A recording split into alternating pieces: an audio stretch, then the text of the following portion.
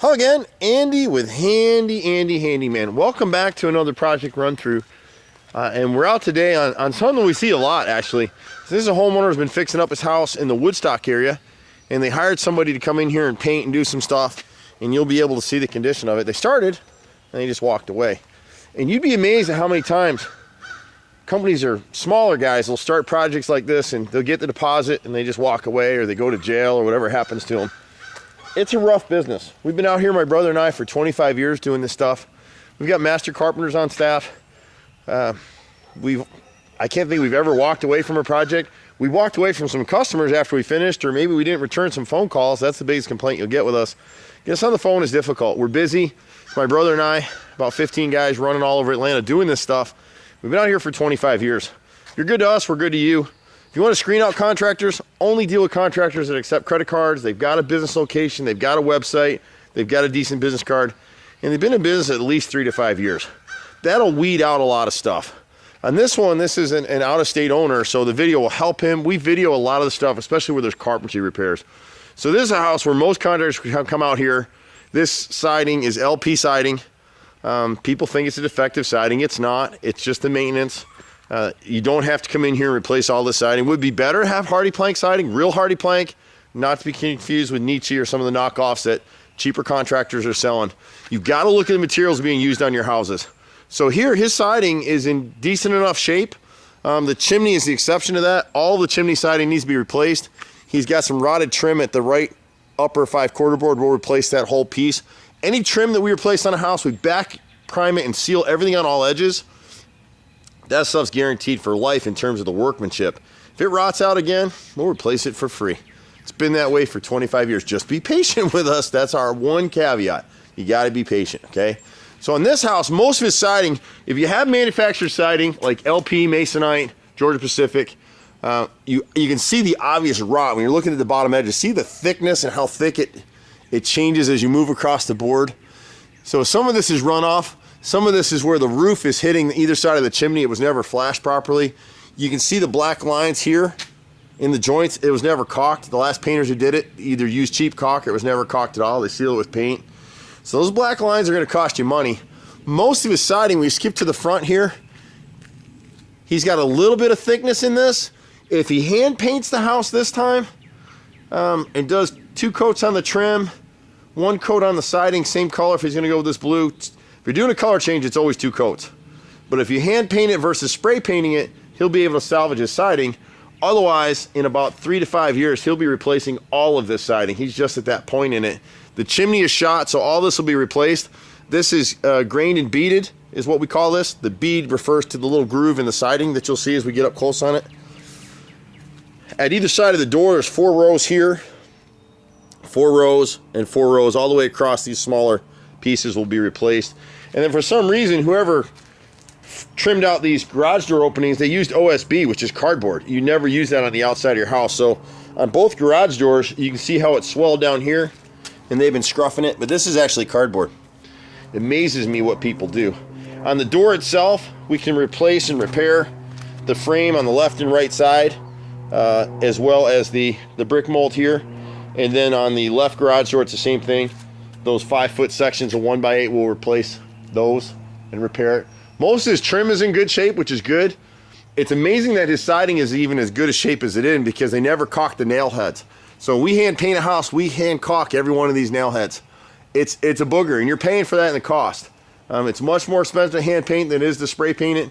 But if you want tiki taco, and I don't mean to sound bigoted or racist by saying that, but that's what we call these guys that are out here that are just slapping paint on houses, because we see them come out, they spray the house, and next year the paint's peeling off and you can't find those guys. They're cheap for a reason. They really are. The left side of the chimney, you can see how bad the siding is as you zoom in on it here. It's just all rotted out in here. See it all the way up through? So we can't salvage that. When you put a ladder on it, your ladder will go right through it. This stuff is LP siding is 7 layers of wood chips and glue. As long as you keep it painted, there's nothing inherently defective about that siding.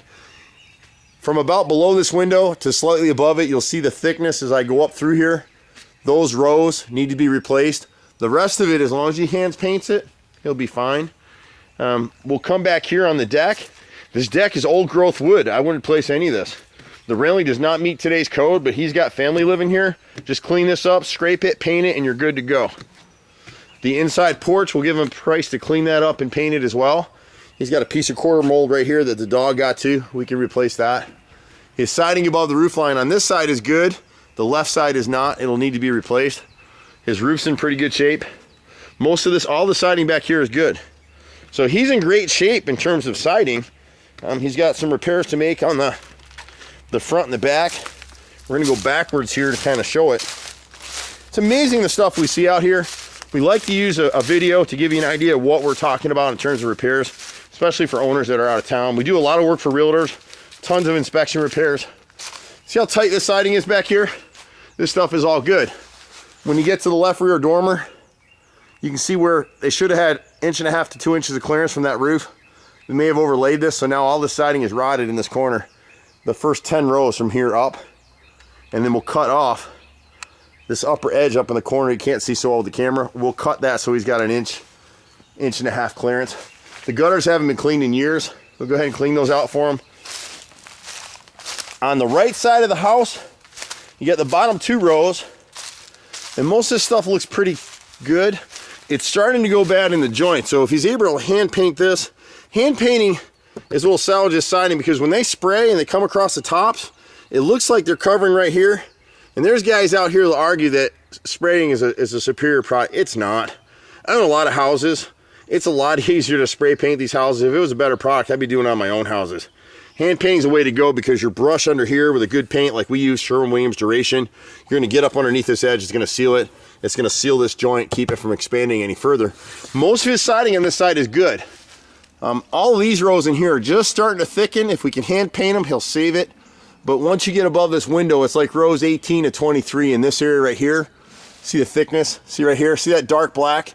So you go outside on your house and you see that changing thickness as you go across.